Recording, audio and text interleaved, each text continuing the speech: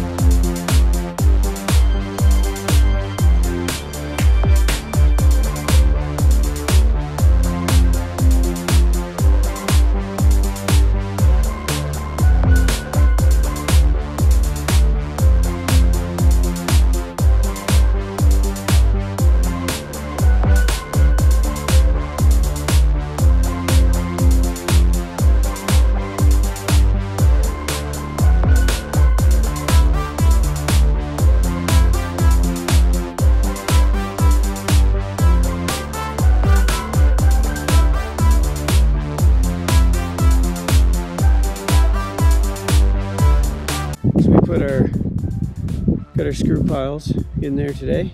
We're going to be building off them. We're going to be building 3 beams inside of each one of those rows with 2x8s.